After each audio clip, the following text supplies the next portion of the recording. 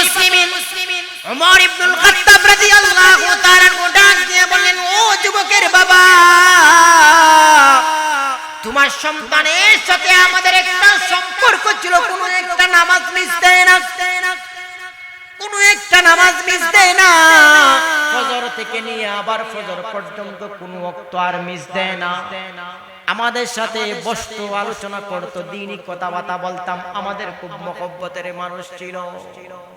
জানাজার নামাজ কখন হলো কমপক্ষে তো আমাদেরকে একটা খবর দিতে পারতেন। এই মুহূর্তের মধ্যে যুবকের বাবা ডাক দিয়ে কয়, খলিফাতুল ওমর ইবনুল খাত্তাব রাদিয়াল্লাহু তাআলা খবর দিতে পারতাম, কিন্তু এর মধ্যে আরেকটা ঘটনা। এশার নামাজের অনেক পরে আমি যখন ভাবলাম আমার সন্তান এশার নামাজ পড়ে তো অনেক আগে আওয়ার কথা, এখনো আসে না, তখন আমি বের হইলাম, গিয়া দেখি আমার সন্তান এখনো মারা যায় নাই, তবে রাস্তার কিনারায় পড়ে আছে। এই মুহূর্তের মধ্যে সামান্য হুঁশ ছিল। আমি জিজ্ঞাসা করলাম, বাবারে তুমি কেমন করে এই জায়গার মধ্যে আহত হইলা? আমার সন্তান পুরা ঘটনা বলল, আব্বা এমন ঘটনা। আমি বললাম, তাহলে খলিফাতুল মুসলিমিন হযরত উমরকে আমি খবর দেই। কয়, না, রাতের বেলায় খবর দেওয়ার দরকার নাই, এত দূর থেকে আসবেন, শত্রুদের ভয় হতে পারে, এত দূর থেকে আসার দরকার নাই, আর কাফন আর আসার দরকার নাই, আর আমি হয়তো বাঁচবো না, আমি যদি ইন্তেকাল করি তাহলে যত তাড়াতাড়ি পারা যায় আমাকে দাফন করে দিবা। যারা দোকানের মধ্যে আছেন, দোকান হইতো জলসার মধ্যে দোকান হইলে পান চা এগুলি মানুষ যারা দূর থেকে আসে লং টাইম বসে মাঝে মধ্যে গিয়ে চা খাইবে, পান খাইবে। আর আমাদের দেশে তো উল্টা সব কিছু, দোকান দিয়ে কিসের যেটা মনে করেন সমস্যা, বাসি খেলনা, পুতুল, গাড়ি ঘোড়া, এই সেই ওইগুলি। এই জন্য আর বাচ্চা যারা আছে এরা ওয়াজ আওয়ার মাস 15 দিন 20 দিন আগ থেকেই তারা রেডি, টাকা পয়সা তোলা করা শুরু হয়, এটা কিনা হবে। এই জন্য ওয়াজের চাইতে মেলা হইয়া যায় আরো বেশি বড়। নিষেধ করলেও পারা যায় না, কত জায়গায় লুট হইছে, নিষেধ হইছে, দেখা যায় এই চলতেই আছে।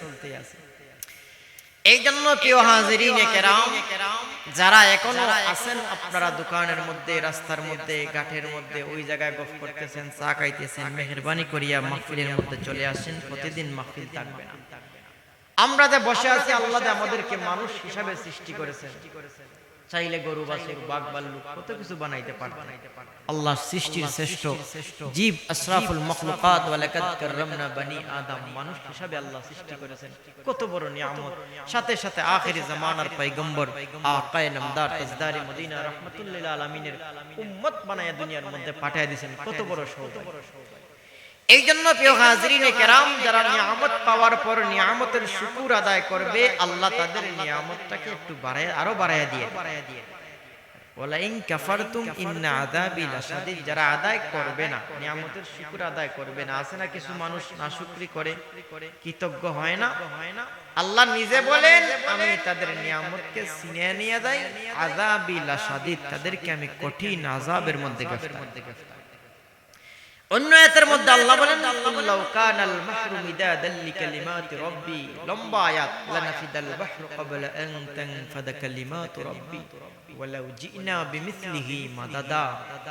আল্লাহ বলেন, দুনিয়ার মানুষ, পৃথিবীর মধ্যে যত পানি আছে, যত সাগর, মহাসাগর, নদী, খাল, বিল, ডালা নদী, বুঝেননি, ডাল নদী, বড় নদী থেকে ছোট নদী হইছে, যত ধরনের পানি আছে পৃথিবীর মধ্যে, আটলান্টিক মহাসাগর, প্রশান্ত মহাসাগর, ভারত মহাসাগর, ভূমধ্য সাগর, সুরমা, কুশিয়ারা, পদ্মা, মেঘনা, যমুনা, যা আছে সব নদী, খাল, বিলের ট্যাঙ্কি সব পানিকে যদি তোমরা কালিতে রূপান্তরিত করো, মানে কালি বানাও, আর দুনিয়ার মধ্যে যত কলম, গাছপালা, ডালপালা আছে, যত ধরনের গাছ আছে, আম গাছ, জাম গাছ, বাজজার, কদম গাছ, কত ধরনের ডালপালা আছে, সবগুলি ডালপালাকে যদি তোমরা কলমে রূপান্তরিত করো, সাইলেন্ট কইরা দেন, রূপান্তরিত করো, আর আমি আল্লাহর নিয়ামতের লেখা শুরু করো, তাহলে আমার এত নিয়ামত তোমরা ভোগ করতেছো, আমার নিয়ামত লিখতে লিখতে লিখতে লিখতে সব কালি, অর্থাৎ দুনিয়ার সব পানি শুকিয়ে যাইবে, ডালপালা সব বুতা হয়ে যাইবে, শেষ হয়ে যাইবে, কিন্তু এরপরও আমি আল্লাহর নিয়ামতের লেখা শেষ হবে না। বলেন ওয়া ইন তাউদ্দু নি'মাতাল্লাহি লা তুহসুহা। তুহসুহার ব্যাখ্যায় তাফসীরে খাজানের মধ্যে আল্লামা আলাউদ্দিন বাগদাদী সহ তাফসীর কারকগণ লেখেন তুহসুহা ওয়া ইন তাউদ্দু নি'মাতাল্লাহি লা তুহসুহা। আমরা তো আজকাল সমাজের মধ্যে ক্যালকুলেটর দিয়ে দোকানের মধ্যে হাজার কোটি টাকার হিসাব করি, মোবাইল দিয়ে করি, কম্পিউটার ল্যাপটপ দিয়ে। তুহসুহা মানে এমন যন্ত্র আবিষ্কারই হয় নাই। আমি আল্লাহ তোমাদেরকে যে সমস্ত নিয়ামত দান করেছি ওগুলি যদি তোমরা গণনা করো, ওয়া ইন তাউদ্দু, আল আউদু মানে হলো গণনা করা, ওয়া ইন তাউদ্দু নি'মাতাল্লাহি লা তুহসুহা। গণনা সবচেয়ে বড় যন্ত্র দিয়ে যদি গণনা করো, গণনা করতে করতে কিয়ামত এসে যাবে, এরপর আমি আল্লাহর নিয়ামতের গণনা শেষ করব। এই জন্য আল্লাহ রাব্বুল আলামিন আমাদেরকে তাক এগুলি পরে বিছাইবে না কথা, মানুষ আসুক না, এগুলি রাখো, কথা বললো না। আল্লাহ রাব্বুল আলামিন 1 মিনিটের ভিতরে যা করার করো, তাড়াতাড়ি বিছাও। আল্লাহ রাব্বুল আলামিন আমাদেরকে মানুষ হিসাবে সৃষ্টি করেছেন। আমরা আখিরি জামানার নবীর উম্মত, আখিরি জামানার নবীর উম্মত হিসাবে থাকার জন্য কত নবীরই আফসোস করছেন, আমরা দামি নবীর দামি উম্মত। এই জন্য যেই ইবাদতগুলি আছে, হকুল্লাহ, হকুল ইবাদ যতগুলি আছে, মানুষ সবগুলি নিয়ন্ত্রণ করতে পারে, সব ধরনের গুনাহ থেকে বাঁচতে পারে একটা হাতিয়ারের মাধ্যমে। যে হাতিয়ারটা হলো গিয়া আল্লাহর ভয়। কোন মানুষের যদি আল্লাহর ভয় থাকে, সে নামাজ ছাড়বে, তাহলে একটাই মেডিসিন যদি সে খাইতে পারে আল্লাহর ভয়, এইটা যদি তার মধ্যে থাকে, নামাজ ছাড়বে না। যদি আল্লাহর ভয় কোন মানুষের থাকে, রোজা ছাড়বে না। শুধুমাত্র হকুল্লাহ নয়, হকুল ইবাদ ঠিক তেমনি ভাবে কোন মানুষের যদি আল্লাহর ভয় দিলের ভিতরে থাকে, তাহলে কোন মানুষের ঠেকা মাইরা খাওয়ার চিন্তা তার অন্তরে থাকবে না। যদি মানুষের অন্তরে আল্লাহর ভয় থাকে, জাহান্নামের ভয় থাকে, তাহলে কোন মানুষ আরো মানুষকে কষ্ট দিতে চাইবে না। তার তো মনে হয়ে যাইবে যে আল্লাহর ভয় যখন আছে, যে একদিন আল্লাহর কাঠগড়ায় জবাব দিতে হবে। এই জন্য আল্লাহর ভয় সম্পর্কে কিছু আলোচনা করব। এইগুলি অনেক সময় হয়তো করছিও হতে পারে, কারণ এতদিন ধরে আলোচনা চলতেছে, শুক্রবারে কত জুম্মা হয়েছে। এই জন্য এমনও হতে পারে যে এই আলোচনা শুনছেন মনেও হতে পারে। আল্লাহর ভয় সম্পর্কে কিছু আলোচনা করব, দিলের খান লাগাইয়া শুনবেন তো আপনারা ইনশাআল্লাহ। এই জন্য প্রিয় হাজিরিন কেরাম, শুধুমাত্র তাই না,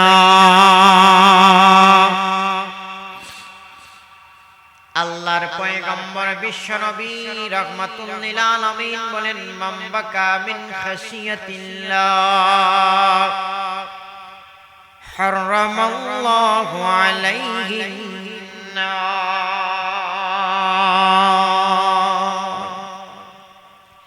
আকায়ে নামদার তাজদারে মদিনা, সাইয়্যিদুল কাওনান, সাইয়্যিদুল মুরসালিন বিশ্বনবী রাহমাতুল লিল আলামিন বলেন, দুনিয়ার মানুষেরা রে, কথা বুঝেননি আমার, ক্লিয়ার বোঝা যায়? মান বাকা মিন খাশিয়াতিল্লাহ, মান মানে যে ব্যক্তি, বাকা মানে কাদা, বাকা ইয়াবকি মানে কাদা। মান বাকা মিন খাশিয়াতিল্লাহ, যে আল্লাহর বান্দা, যে আল্লাহর বান্দি, খাশিয়াতিল্লাহ আল্লাহর ভয়ে কাঁদে, খাশিয়াতিল্লাহ আল্লাহর ভয়ে কাঁদে, হারামাল্লাহু আলাইহিন নার, আল্লাহর ভয়ে যে কাঁদবে আল্লাহ তার জন্য জাহান্নামের আগুনটাকে হারাম করে দিবে। এই তোমরা কথা বললো না, যাও এই তোমরা কথা বলো, বসে থাকো, কথা বলে সমস্যা। অন্য জায়গার মধ্যে আল্লাহর পয়গম্বর বিশ্বনবী রাহমাতুল লিল আলামিন বলেন, সাহাবায়ে কেরাম রে, কোন মানুষ যদি বকরির স্তন থেকে দুধগুলি দহন করে, আমরা যারা কই কিরানি, অথবা গরুর যদি দুধ কিরায়, দুধ দহন করে বের করে, এখন তো বিভিন্ন মেশিন লাগাইলেই তাড়াতাড়ি দুধ বাইরে যায়, ড্রাম বইরা যায়, আছে কিনা নাই? আমরা তো আগে দেখছি মানুষ এরকম টাইনা কিরাইছে, আল্লাহ রাসূল বলেন কোন মানুষ যদি বকরি, উট অথবা ভেড়া, মহিষের স্তন থেকে দুধগুলি বের করে, এইগুলি কি সহজে বের করে না কঠিন?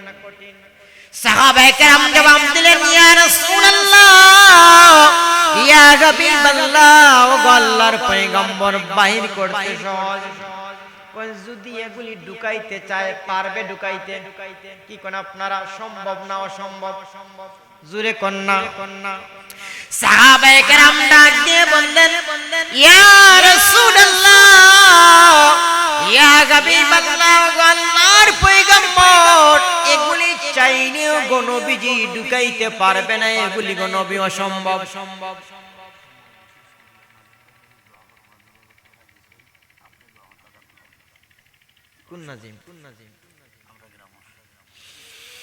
ইয়া রাসূলুল্লাহ, ইয়া হাবিবাল্লাহ, ওগো আল্লাহর পয়গম্বর, এই দুধগুলি আর ভিতরে ঢুকানি সম্ভব হবে না গো নবীজি, অসম্ভব হয়ে যাবে। আল্লাহর রাসূল বলেন, যদি আল্লাহর কোন বান্দা বান্দি আল্লাহর ভয়ে কাঁদে, চোখের পানি ফালায়, তাহলে যেরকম দুধ দহন করার পর ঢুকানিটা অসম্ভব হয়ে যায়, তাকেও আমার মহান আল্লাহ জাহান্নামে দেওয়াটাও অসম্ভব হইয়া যায়। আল্লাহর পয়গম্বর বিশ্বনবী রাহমাতুল লিল আলামিন বলেন, কাদার এত দাম, ক্রন্দন করার এত দাম, যদি কোনো এলাকার মধ্যে একজন ক্রন্দনকারী থাকে, কাঁদনেওয়ালা আল্লাহওয়ালা থাকে,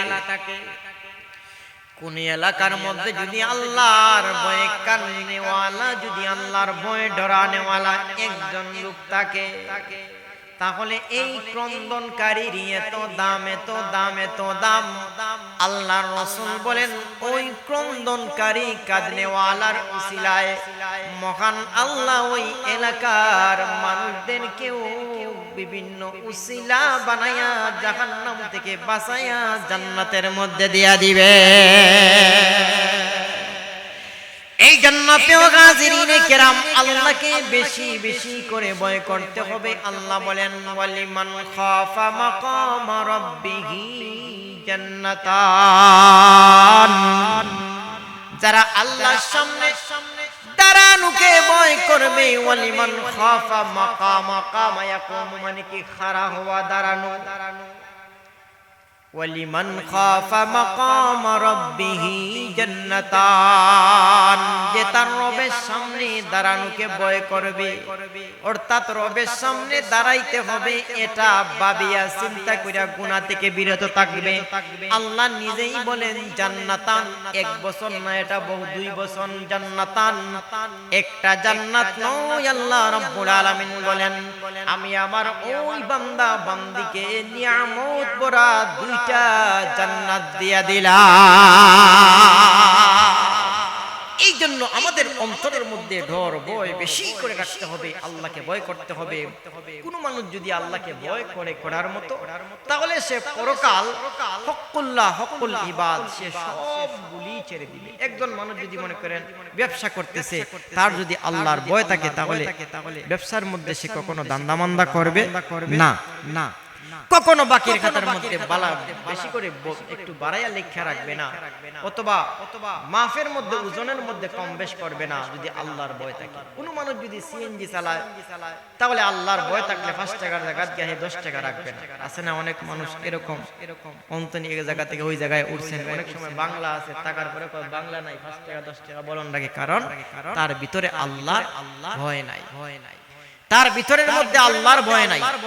কোন মানুষ দেখবেন, কোন মানুষ এমন আছে, মানুষের কাছ থেকে টাকা খরচ নেয়, আমারে কিছু টাকা খরচ দাও, 1 মাস 2 মাস 3 মাস 4 মাস 5 মাস, বছরের পর বছর যায়, এগুলা পাইলে রাস্তা মনে আছে, কিন্তু দেয় না।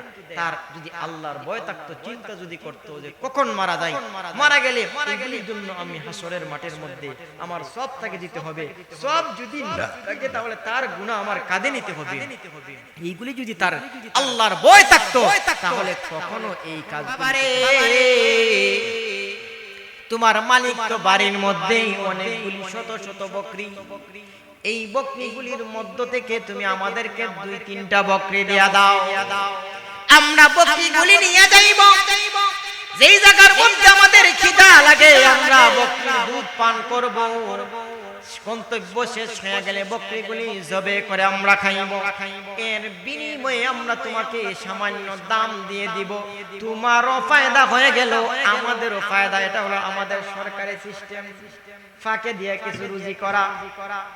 আমাদের সমাজের মধ্যে যদি এরকম বলা হয় তাহলে কি আর না করবে? তো ভালো হয়েছে, তাহলে দিয়ে দেও, কেউ যেন না দেখে। পুলিশেরা দেখবেন এখন তো আর অহরহ দেখা যায় ইন্টারনেট, কত ড্রাইভাররা চালাক পুলিশে টাকা দেয়, ওইদিকে ভিডিও করে পুলিশ তারই পায় না। দেখা যায় অনেক পুলিশরা যখন কাগজ চেক করে 200-300 টাকা হাতে দিলে সব ঠিক চলে দাও, আছে কিনা নাই। আর যদি টাকা না দেন মামলা দিয়ে দিলাম 82,000 টাকার, আছে নি এরকম, আছে কিনা নাই। আর 300-400 টাকা দিয়ে দিলে কই যাও তাড়াতাড়ি যাও, আছে নি এরকম। আল্লাহর বান্দা ডাক দিয়ে কয়, আল্লাহর বান্দা,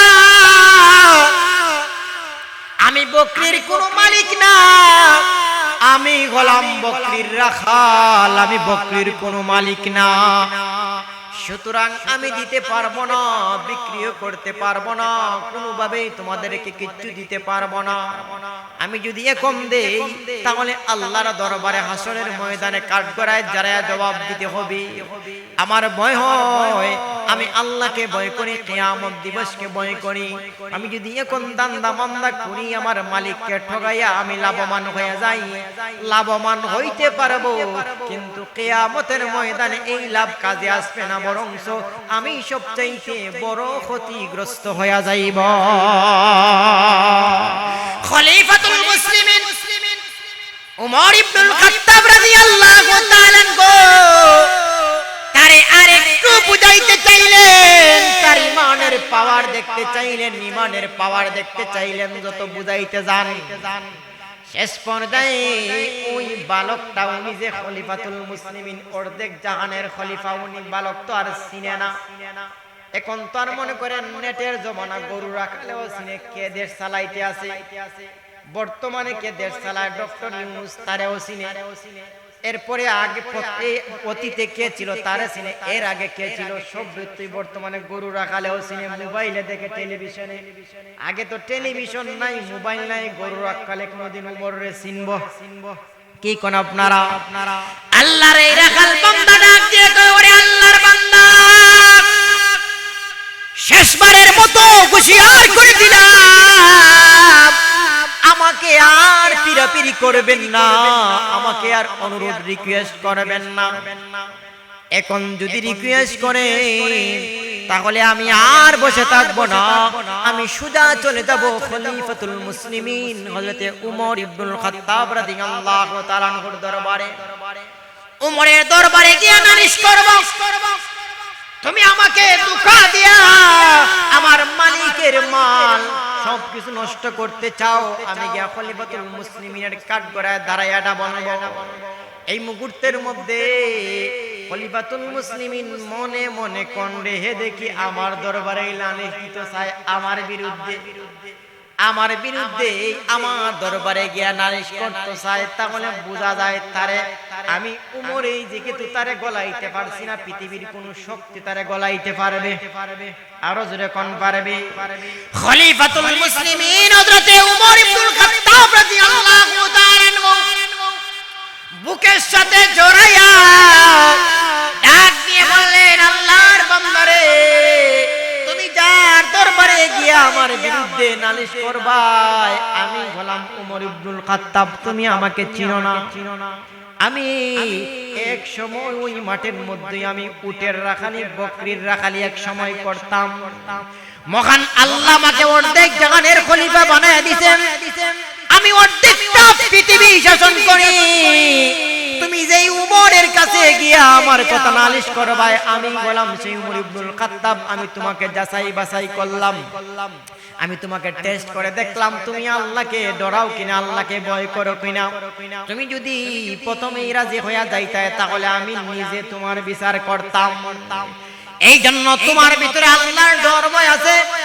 ও ও যুবক সুসংবাদ গ্রহণ করো, আল্লাহ রাব্বুল আলামিন কোরআনের মধ্যে বলেন ওয়ালিমান খাফা মাকাম রাব্বিহি জান্নাতান, যারা আল্লাহকে ভয় করবে, যারা আল্লাহকে ভয় করবে, আল্লাহর সামনে দাঁড়ানোকে ভয় করবে, মহান আল্লাহ তাদের জন্য নিয়ামত ভরা দুটা জান্নাতের সুসংবাদ দেয়া দিয়েছে। এই জন্য প্রিয় হাজিরিনে কেরাম, যারা আল্লাহকে ভয় করবে আল্লাহ রাব্বুল আলামিন বলেন জান্নাতান, আমি আল্লাহ তাদেরকে নিয়ামত ভরা দুটি জান্নাত দিয়ে দিব। মনোযোগ সহকারে শুনতেছেন তো আপনারা নাকি? এখন তো আর ঘুমের সময় না, মাগরিব পর যেহেতু এখন ঘুম ঘুমাবার কথা না। যদি 12টা 1টা প্রধান অতিথির সময় অথবা মনে করেন সিন্নি টিনি দেওয়ার আগ মুহূর্তে মানুষ কিছু ঘুমায়, উঙ্গানি দেয়। আবার অনেক মানুষ আছে যারা বেশি টেনশন আছে, বিভিন্ন ধরনের টেনশন, কেউ ক্ষেত করতেছে, ক্ষেতগুলি বালা হইব কিনা, বিদেশের টেনশন, এই সেই। ওরা দেখা যায় ওয়াজের মধ্যে বসলেও অন্য টেনশন মাথায় চলে যায়, আছে না? শুধু ওয়াজের মধ্যে না, যাদের বেশি টেনশন ওরা দেখবেন ঘরের মধ্যেও বসলে আপনি একটা কথা বলতেছেন, এই কে আলো না, দেখবেন কথা শুনতেছে কিন্তু দিলের কান লাগাইয়া শুনতেছে না। যদি দিলের কান লাগাইয়া যদি শোনা না হয় তাহলে কি এগুলি কি ভিতরে ঢুকবে? এগুলি ভিতরে ঢুকবে। আপনারা বসছেন ঠিক, আপনাদের কানে দিয়ে আওয়াজ ঢুকতেছে, চোখ দিয়ে চাইতেছেন, কিন্তু শোনার সময় যদি এটা দিল লাগাইয়া না শোনা হয় তাহলে কি এটা মনে থাকবে? মনে থাকবে। হাকিমুল উম্মত আল্লামা আশরাফ আলী থানভী রাহমাতুল্লাহি আলাইহি ওইগুলি মাঝে মধ্যে বুঝাইতে গিয়া, উদাহরণ দিতে গিয়া মাঝে মধ্যে তিনি উদাহরণও দেন। জানি না এই ঘটনা আরেকদিন বলছিলাম কিনা, একটা উদাহরণ দেই। দেখেন, মন হাজির না থাকলে আমাদেরকে যখন হুজুররা পড়াইতেন তখন পড়ানোর সময় বলতেন দিলটা হাজির রাখো। এখন হুজুররা পড়াইতেছেন, ছাত্ররা যদি এর মধ্যে হুজুরের সাথে বসে হু হা ঠিকই করে, সবকিছু ঠিকঠাক মতো করে, কিন্তু তার ব্রেন যদি তাকে জিন্দাবাজার, তার ব্রেন যদি তাকে বাড়িতে, তাহলে কোনো কিছু তার ব্রেন দিয়া ঢুকবে? কখনো ঢুকবে না। হ্যাঁ জি ঠিক আছে, বুঝছি, কিন্তু হে তো এদিকে দুন তো এদিকে না, তার কিচ্ছুই মাথা দিয়া ঢুকবে। হাকিমুল উম্মত আল্লামা আশরাফ আলী থানভী রাহমাতুল্লাহি আলাইহি দৃষ্টান্ত দেন। বিভিন্ন সময় মানুষকে বিভিন্ন জিনিস বুঝাইতে গিয়ে দৃষ্টান্ত দেয়। আমি আপনাদেরকে একটা দৃষ্টান্ত দেই। মন হাজির না থাকলে, মানে বডির সাথে মন হাজির না থাকলে কিভাবে মানুষ বিপদের মধ্যে পড়ে। যে কোনো কাজের মধ্যে একজন মানুষ একটা প্রশ্ন করছে, উত্তর দিতে হইলো যেখানে হাজির একটা বুঝে শুনে উত্তর দিতে হবে। আর যদি যেখানে হাজির না থাকে তাহলে কিন্তু সমস্যা। একটা দৃষ্টান্ত দেই, দৃষ্টান্ত দিলে বুঝবেন। এক জায়গায় আছে তেলি, সহজে বুঝবে। একজন ছিল তেলি হইল গিয়া। আজকাল সমাজের মধ্যে তো আর মাথা দিয়া মোট বইয়া চাউল বাড়ি টাইম না দেওয়া মানুষ নাই। সকলে তো রিস্কা দিয়ে আনে না, সিএনজি রিস্কা দিয়ে আনে। আমাদের এদিকেও নাই, সোনামন্দির এদিকেও নাই, রিস্কা দিয়ে সবাই আনে। আমরা ছোটবেলা দেখছি আমাদের বাজারে 5 টাকা 10 টাকা এরকম দিলে 50 কেজি চাউলের বস্তা গর্দনায় ফেলাইয়া ওই বাজার থেকে 1 কিলোমিটার 1.5 কিলোমিটার দূর তারা নিয়ে আইতো। তো বাড়ির মধ্যে চাউলের বস্তা হোক, আর বেশি বাজার যারা করতো সে তেল পেঁয়াজ এগুলি বস্তার মধ্যে বইরা দিলে, চাউলের দোকান বিভিন্ন দোকান ওদের কাছে কে বললেই ওরা দিয়া দিত। তেল বহন করাই তার কাজ। এখন তো মানে বেন দিয়া যারা তেল আনে, পাম্পের জন্য গাড়ি দিয়ে আনে, তেলের আলাদা ট্রাক আছে, এরপরে বেন আছে আলাদা। আগে তেল বড় বড় গেলেন দিয়া এক জায়গা থেকে আরেক জায়গায় তেল নিত। তো ওই তেল সে তেল এক জায়গা থেকে আরেক জায়গা নেওয়া মানছে 1 টাকা 2 টাকা, এই সময়ের 1 টাকা 2 টাকা 8 আনা ওইরকম দিত, সে চলতো।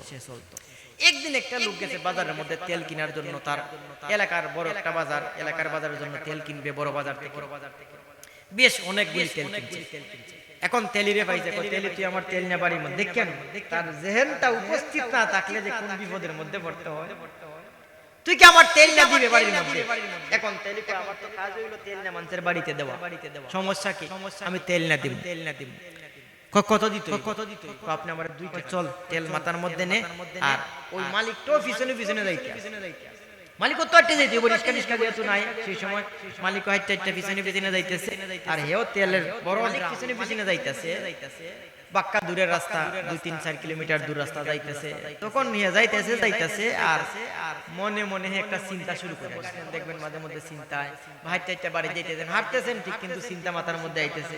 তো তার মনে মনে চিন্তা করতেছে, ওই আমি যখন এই লোকরে নিয়ে আল্লাহু তাআলা যেই মসজিদে নামাজ পড়তেন, নামাজ পড়াইতেন, ওই মসজিদে একজন যুবক প্রতি ওয়াক্তে নামাজ পড়ার জন্য আসতো।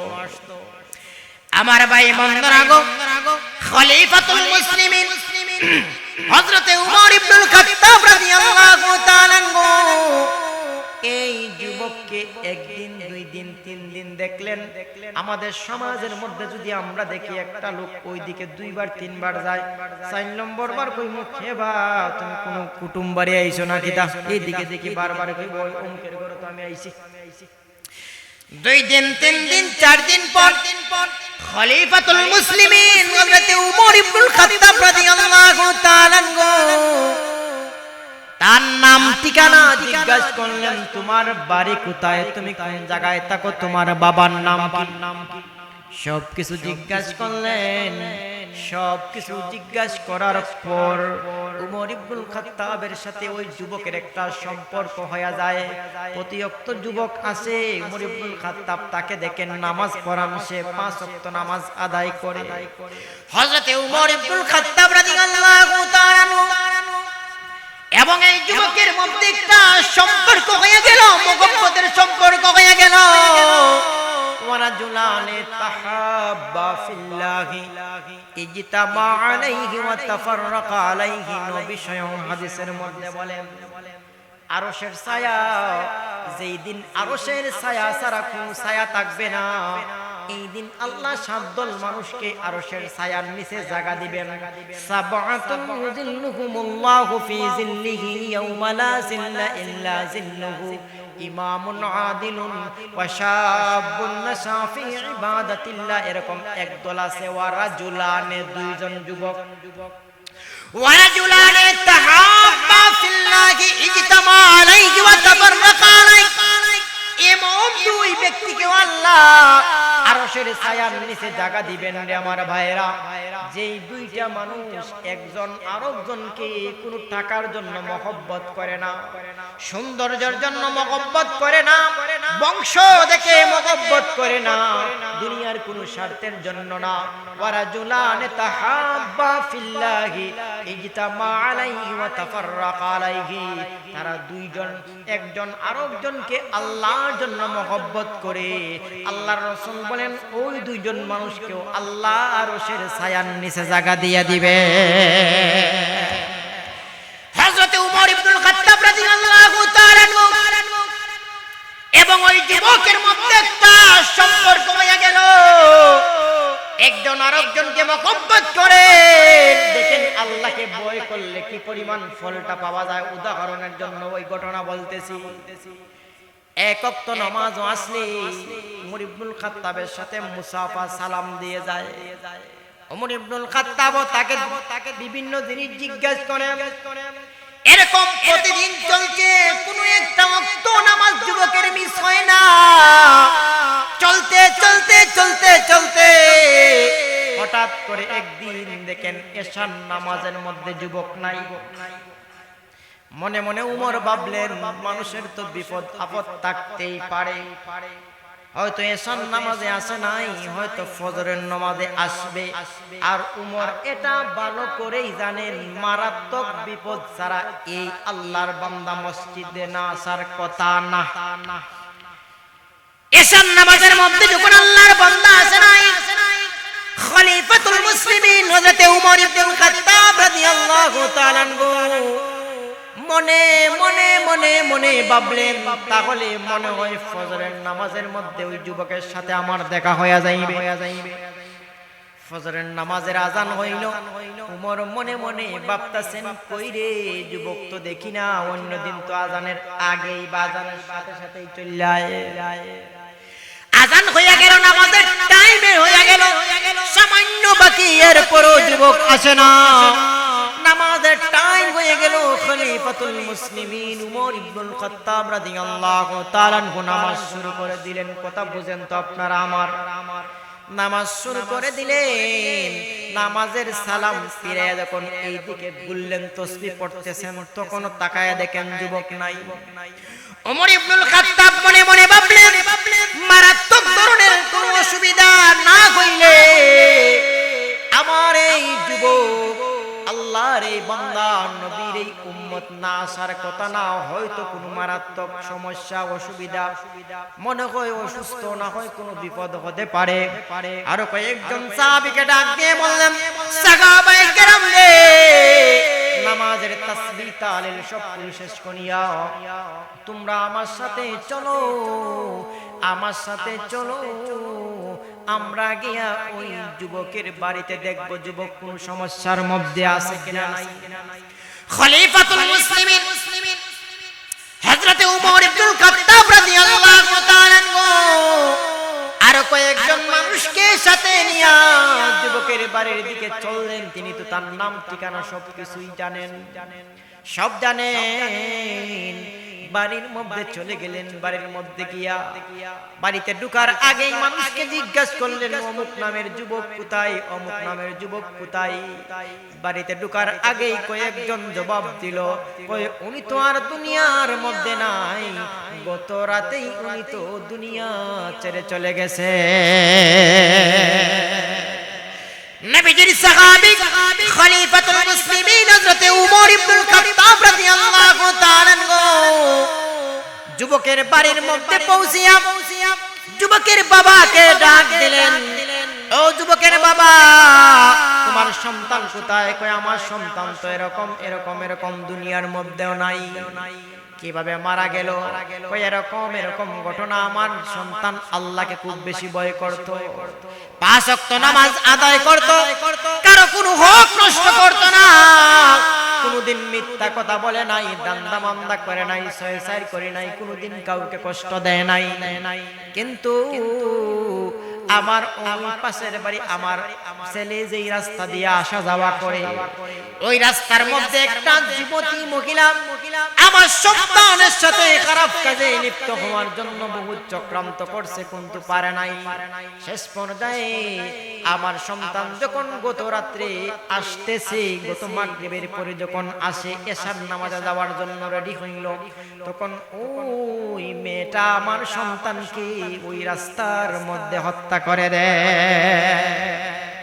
খলিফাতুল মুসলিমিন ওমর ইবনুল খাত্তাব রাদিয়াল্লাহু তাআলা ডাক দিয়ে বললেন, ও যুবকের বাবা, তোমার সন্তানের সাথে আমাদের একটা সম্পর্ক ছিল, কোনো একটা নামাজ মিস দেয় না, কোনো একটা নামাজ মিস দেয় না, ফজর থেকে নিয়ে আবার ফজর পর্যন্ত কোনো ওয়াক্ত আর মিস দেয় না। আমাদের সাথে বসতো, আলোচনা করতো, দ্বীনি কথাবার্তা বলতাম, আমাদের খুব মহব্বতের মানুষ ছিল। জানাজার নামাজ কখন হলো কমপক্ষে তো আমাদেরকে একটা খবর দিতে পারতেন, খবর দিতে পারতেন। এই মুহূর্তের মধ্যে যুবকের বাবা ডাক দিয়ে কয়, খলিফাতুল ওমর ইবনুল খাত্তাব রাদিয়াল্লাহু তাআলা খবর দিতে পারতাম, খবর দিতে পারতাম, কিন্তু এর মধ্যে আরেকটা ঘটনা। এশার নামাজের অনেক পরে আমি যখন ভাবলাম আমার সন্তান এশার নামাজ পড়ে তো অনেক আগে আওয়ার কথা, এখনো আসে না, তখন আমি বের হইলাম, গিয়া দেখি আমার সন্তান এখনো মারা যায় নাই, তবে রাস্তার কিনারায় পড়ে আছে। এই মুহূর্তের মধ্যে সামান্য হুঁশ ছিল। আমি জিজ্ঞাসা করলাম, বাবারে তুমি কেমন করে এই জায়গার মধ্যে আহত হইলা? আমার সন্তান পুরা ঘটনা বলল, আব্বা এমন এমন এমন এমন ঘটনা। আমি বললাম, তাহলে খলিফাতুল মুসলিমিন হযরত ওমরকে আমি খবর দেই? কয় না, রাতের বেলায় খবর দেওয়ার দরকার নাই, এত দূর থেকে আসবেন, শত্রুদের ভয় হতে পারে, এত দূর থেকে আসার দরকার নাই, আর কাফন আর আসার দরকার নাই, আর আমি হয়তো বাঁচবো না, আমি যদি ইন্তেকাল করি তাহলে যত তাড়াতাড়ি পারা যায় আমাকে দাফন করে দিবা। এই জন্য প্রিয় গাজীরিনে কেরাম, 3টা কাজ এমন আছে, আমাদের আজানের আরো টাইম পড়ে, 3টা কাজ এমন আছে, 3টা কাজ এমন আছে যে 3টা কাজ সামনে আসলে কখনো দেরি করতে নাই। একটা হলো নামাজের ওয়াক্ত হয়ে গেলে তাড়াতাড়ি নামাজ পড়া। 2 নম্বরটা হইল ঘরের মধ্যে যদি কোনো উপযুক্ত মেয়ে বিবাহর যোগ্য থাকে তাহলে তাড়াতাড়ি বিয়ে দেওয়া। ছেলের কথা বলা হয় না, ছেলেদেরকেও দিতে হবে, তবে মেয়েদের কথা উল্লেখ করে কোয়া হয়েছে, কোন মেয়ে যদি প্রাপ্তবয়স্কা বিবাহের যোগ্য থাকে তাহলে তাড়াতাড়ি বিয়ে দেওয়া। 3 নম্বর হইল কোন মানুষ যদি ইন্তেকাল করে ইন্তেকালের সঙ্গে সঙ্গে তাড়াতাড়ি কাফন দাফন জানাজার নামাজের ব্যবস্থা করা আমাদের সমাজের মধ্যে দেয়া যায়। মানুষ মারা যায় আগের দিন 3টায় জানাজা দেয়, পরের দিন জোহরের পরে, আছে কিনা নাই? এই জন্য প্রিয় হাজিরিনে কেরাম আমাদের সমাজের মধ্যে আরো এমন কিছু বিষয় চালু হয়েছে বর্তমান বাংলাদেশের মধ্যে ফ্যাশন হয়ে গেছে। যদি বড় ধরনের কোনো মানুষ মারা যায় দেখবেন 1 ঘন্টা লাগে শুধু বক্তব্য, অমুক নেতায় বক্তব্য দেয়। বড় বড় নেতা বা বড় বড় আলিমই যদি মারা যায় দেখছেন জানা যায় অমুকে 5 মিনিট, অমুক 3 মিনিট, অমুক 2 মিনিট, আছে কিনা নাই? এমনকি উলামায়ে কেরাম ফুকাহায়ে কেরাম তাদের ফতোয়ার কিতাবের মধ্যে লেখেন, ফুকাহায়ে কেরামরা ফতোয়ার কিতাবের মধ্যে লেখেন জানাজার নামাজকে সামনে নিয়ে যে কিছু বয়ান দেওয়া হয় না। আগে কি এইগুলি ছিল নাকি? এগুলি তো এখন। ফুকাহায়ে কেরাম লেখেন জানাজার নামাজকে সামনে নিয়ে শুধুমাত্র তার ঋণের বিষয়ে জিজ্ঞাসা করতে পারো। ঋণের বিষয়ে জিজ্ঞাসা করবাই, ঋণ কিনা ছিল কিনা ছিল না, ঋণের বিষয়ে অবশ্যই জিজ্ঞাসা করবেন। কারণ এমনও জানাজা ছিল ঋণ থাকার কারণে আল্লাহর রাসূল জানাজার নামাজ পড়েন নাই। পরে একজন সাহাবী বলছেন নবী আমি তার ঋণ আদায় করব, পরে নবী জানাজার নামাজ আদায় করছেন। এই জন্য ঋণের অত্যন্ত বেশি গুরুত্ব। এই জন্য ফুকাহা কেরাম বলেন ঋণ সম্পর্কে বলবে যেমন আমরা একদম দাঁড়ায়া বলি, আমাদের গ্রামের ছিলেন অনেকের সাথে উঠা বসা মাফ করবা, ঋণ থাকলে যোগাযোগ, এই যথেষ্ট, আর কিছু না। কিন্তু আমাদের সমাজের মধ্যে প্রথা হয়ে গেছে কই হুজুর একটু কথা কও, আরেকজন রে কয় মেহমান আপনি একটু কথা কইন না, 10 মিনিট কথা কইন। এইদিকে মানুষ খাড়া হইতে হইতে রইদের জ্বালা একবারে জ্বলিয়া যাইতেছে, আছে না এরকম? ফুকাহায়ে কেরাম বলেন যে লাশ সামনে নিয়া কোনো কথা বলার সুযোগ নাই। এই জন্য প্রিয় হাজিরিনে কেরাম ওমর ইবনুল খাত্তাবকে ডাক দিয়ে বলেন ও খলিফাতুল মুসলিমিন উমর, এই জন্য আপনাকে খবর দেই নাই। উমর বললেন তাহলে চলো যুবকের কবরটাকে জিয়ারত করি। কোন জায়গায় কবর? বলে ওই জায়গার মধ্যে। উমর ইবনুল খাত্তাব রাদিয়াল্লাহু তাআলা সাথী সঙ্গীদেরকে নিয়ে যুবকের কবরের পাশে গেলেন। কবরের পাশে গিয়া আসসালামু আলাইকা ইয়া আহলাল কবর বলে যেই মাত্র সম্বোধন করলেন, যেই মাত্র ডাক দিয়ে বললেন যুবক রে তুমি কোন অবস্থার মধ্যে আছো? কবর থেকে আওয়াজ আসলো ইয়া আমিরাল মুমিনিন ইয়া খলিফাতুল মুসলিমিন। কে? উমর ইবনুল খাত্তাব। কবরের মধ্যে আমি খুব ভালো অবস্থায় আছি, খুব শান্তির মধ্যে আছি। কেন? তুমি কোরআনের মধ্যে কি তুমি পড়ো নাই? কোরআনের মধ্যে আল্লাহ রাব্বুল আলামিন নিজেই তো বলেছেন ওয়ালিমান খাফা মাকামা রাব্বিহি জান্নাতান ফাবিআইয়ি আলাই রাব্বিকুমা তুকাযযিবান। ওয়ালিমান খাফা মাকামা রাব্বিহি জান্নাতান, যারা রবের সামনে দাঁড়ানোকে ভয় করবে, রবের সামনে দাঁড়ানোকে যারা ভয় করবে, ভয় করিয়া খারাপ কাজ থেকে বিরত রাখবে, আল্লাহ 2টা জান্নাত দিবেন। ও খলিফাতুল মুসলিমিন উমর ইবনুল খাত্তাব, আমি আল্লাহকে ভয় করেছি, গুনার কাজে লিপ্ত হয় নাই। এই জন্য আমার মহান আল্লাহ খুশি হইয়া রাজি হইয়া আমাকে নিয়ামত ভরা 2টি জান্নাত উপহার দিয়েছে। এই জন্য প্রিয় হাজিরিনে কেরাম সর্ব অবস্থায় আল্লাহর ডর, আল্লাহর ভয় আমাদের অন্তরের মধ্যে থাকার দরকার আছে কিনা নাই? সর্ব অবস্থায় কোনো মানুষের যদি আল্লাহর ভয় থাকে তাহলে পারিবারিক ক্ষেত্রেও মনে করেন পরিবারের মধ্যে 5 জন সদস্য আছে, সবাইকে ইনসাফ ভিত্তিক যে কোনো জিনিস দিবে, সবগুলির হক ঠিকঠাক মতো আদায় করবে।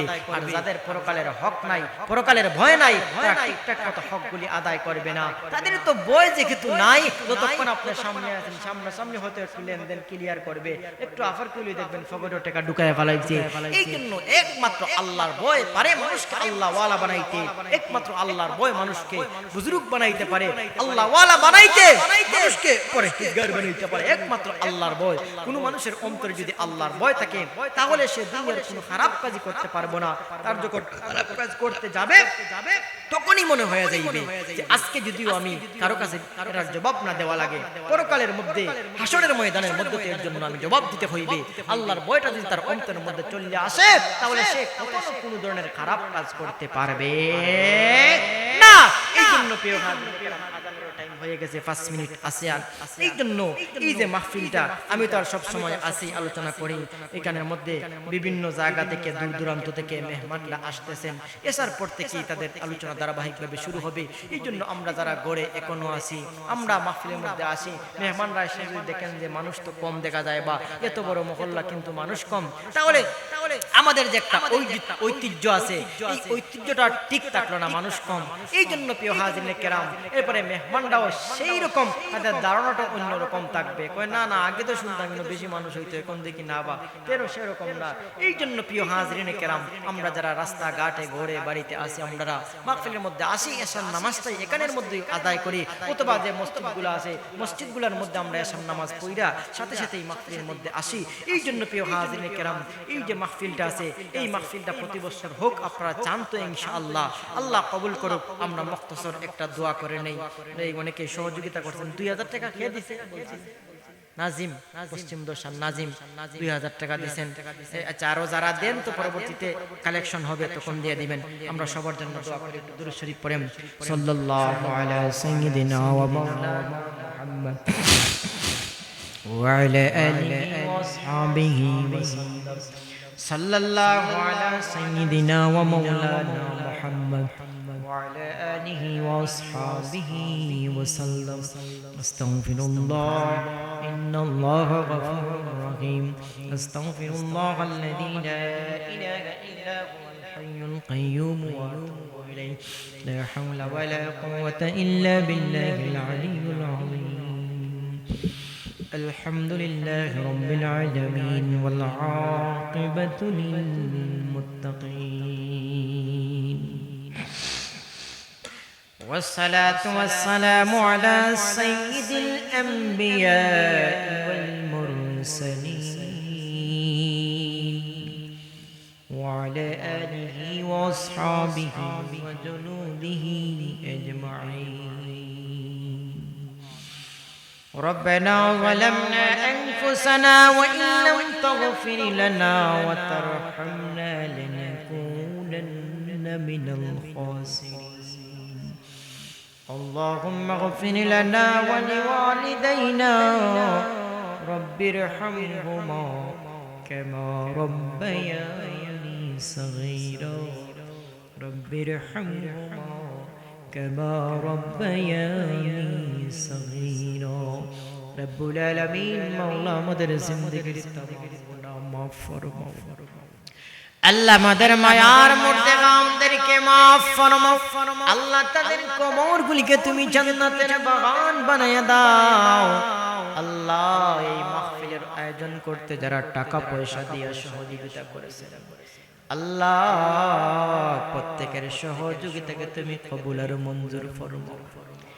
বিশেষ করে মালিক প্রবাস থেকে যারা সহযোগিতা করেছেন, আল্লাহ আমাদের অনেকের আত্মীয় স্বজন প্রবাসে আছেন, মালিক তাদেরকে হালাল রুজির তৌফিক দান ফরমাও। সুস্থ হালতে হালাল রুজির তৌফিক দান ফরমাও।